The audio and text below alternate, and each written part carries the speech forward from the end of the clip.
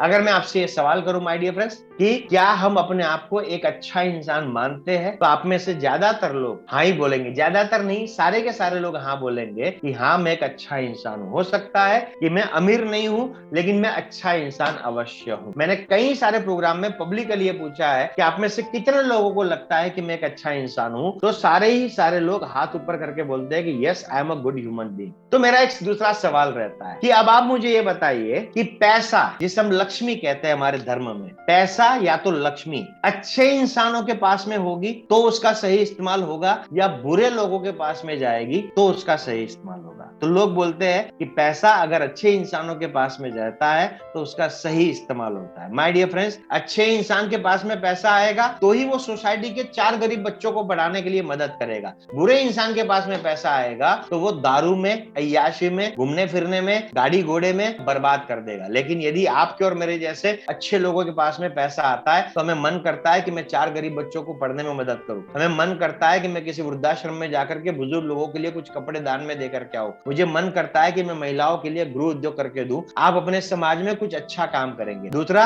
अगर मेरे पास में पैसा होगा तो मैं अपने धर्म की सेवा कर पाऊंगा, क्योंकि धर्म की सेवा सिर्फ टीका लगाना नहीं होता, धर्म की सेवा सिर्फ मंदिर में जाकर के घंट बजाना नहीं होता, ना ही धर्म की सेवा ईश्वर के सामने दंडवत प्रणाम करना होता है। अगर मैं एक हिंदू हूं तो क्या मैं दूसरे लोगों को भगवत गीता दे सकता हूं कि नहीं दे सकता हूं? तो मैंने कर्म के सिद्धांत के बारे में जो किताब आती है वो कितने लोगों को दी? क्या मैं ये नहीं तय कर सकता कि इस साल में 10,000 रुपया, 20,000 रुपया, 50,000 रुपया भगवत गीता दूसरों को समझ में आए ऐसी भाषा में, जो सरल से सरल किताब है, वो किताब लेकर के मैं दूसरों को दूंगा, ताकि लोग सिर्फ कहने को हिंदू ना रहे, उनको ये पता भी चले कि भैया एक्चुअली में मेरा सही धर्म है क्या। हमें बोलने को तो मालूम है कि भगवत गीता मेरा धर्म ग्रंथ है, लेकिन भगवत गीता में क्या लिखा है ये साला मेरे बाप को भी नहीं मालूम। तो ऐसे कई सारे लोग होते हैं कि जो सिर्फ कहने को धार्मिक है, जो टीका चंदन वगैरह तो करते रहते हैं, लेकिन एक्चुअल में व्हाट इज धर्म, धर्म को मजबूत कैसे करना, धर्म का प्रसार कैसे करना, ये नहीं मालूम। और ये सब कुछ करने के लिए मैं हमेशा बोलता हूँ कि वो आदमी धार्मिक नहीं है जो रोज मंदिर की सीढ़ियां चढ़ता है, जो रोज नंदी को प्रणाम करता है, जो रोज महादेव जी के सामने लेट जाता है, जो रोज मंदिर का घंट बजाता है और टीका करके निकल जाता है और दिन भर साला कुछ नहीं करता।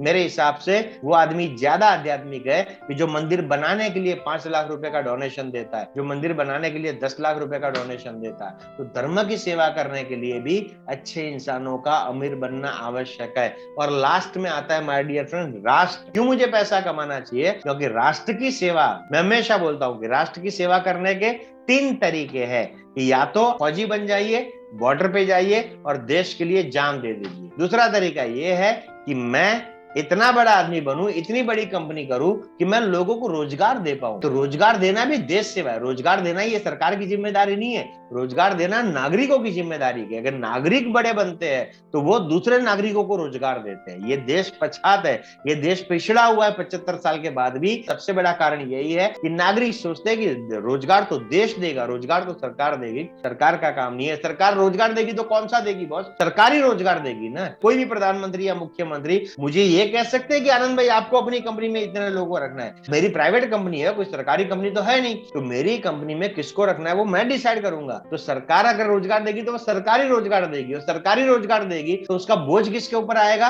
नागरिक के ऊपर आएगा। सो माय डियर फ्रेंड, लेकिन यदि मैं एक बड़ा आदमी बनता हूं, आप बड़े एजेंट बनते हैं, आप किसी को प्रीमियम कलेक्शन के लिए रखते हैं, आप किसी को कस्टमर के पास में से डॉक्यूमेंट लाने के लिए रखते हैं, आपने किसी को 8,000 तनख्वाह दी, किसी को 12,000 दी, 4 लोगों को असिस्टेंट बना करके आपने उनको रोजगार दिया, तो वो भी सबसे बड़ी देश सेवा। तीसरी सबसे बड़ी देश सेवा माय डियर फ्रेंड वो है टैक्स देना। कि हम इतना पैसा कमाते हैं, एमडीआरटी बनने की सबसे बड़ी वजह अगर आप मुझसे पूछे भाऊ को इस चीज को लेकर के, देश को लेकर के, अगर आप मुझसे पूछे कि क्यों एक एजेंट को एमडीआरटी बनना चाहिए, क्योंकि अगर आप एमडीआरटी बनते हैं तो आप टैक्स पेयर भी बनते हैं, और टैक्स देना ये सबसे बड़ी देश सेवा है। जनरली लोग क्या करते हैं, जान देने की मेरी हिम्मत नहीं, रोजगार देने की मेरी हैसियत नहीं, और टैक्स देने की मेरी औकात नहीं, तो मैं काय का देश सेवक रहे, मैं काय का भारतीय। सिर्फ 15 अगस्त और 26 जनवरी के दिन घर में लुंगी पहन करके सोफे के ऊपर लेटे लेटे टीवी देखना, नाना पाटेकर का क्रांतिवीर मूवी देखना, या तो वो उरी देखना, ये थोड़ी देश सेवा है। 5 रुपए का झंडा लेकर के अपनी बाइक पे लगा करके घूमना, ये थोड़ी देश सेवा है। देशभक्ति के गाने सुनना, ये थोड़ी देश सेवा है। ऐसी देश सेवा करने वाले तो कहीं घूमते हैं रोड के ऊपर भिखारी के माफिक। लेकिन मैं अगर सच्चा देश सेवक बनना चाहता हूं तो या तो जान दूं या तो रोजगार रोजगार दूं या तो टैक्स दूं। और यकीन माने ईश्वर का आशीर्वाद है, आपके माँ बाप की कृपा है आपके ऊपर